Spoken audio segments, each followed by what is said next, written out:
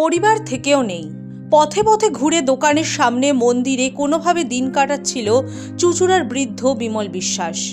নিরাশ্রয় বৃদ্ধকে আশ্রয় দিলেন পুলিশ কর্মী সুকুমার উপাধ্যায়।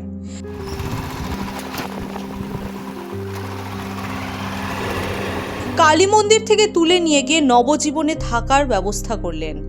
আশ্রয় পেয়ে পুলিশ কর্মীকে জড়িয়ে কেঁদে ফেললেন বৃদ্ধ।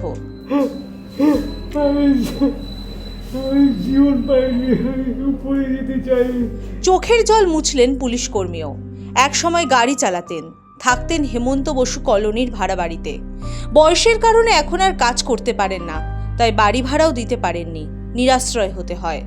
পথে পথে ঘুরে কোনোভাবে খাবার জোগাড় হলেও রাতে থাকবেন কোথায়? বেশ কিছুদিন ধরে চুঁচুড়া চকবাজারে একটি ফার্নিচারের দোকানের সামনে আশ্রয় নিয়েছিলেন ষাটোর্ধ্ব বিমল বিশ্বাস, কিন্তু সেখান থেকে ঠাঁই নাড়া হতে হয়।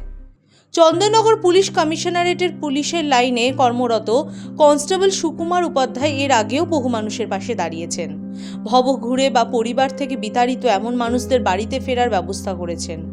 বিমল বিশ্বাসের যেহেতু কোনো বাড়িঘর নেই বা তার পরিবারের কেউ খোঁজ নেয় না, তাই তার জন্য নবজীবনে থাকার ব্যবস্থা করেন তিনি।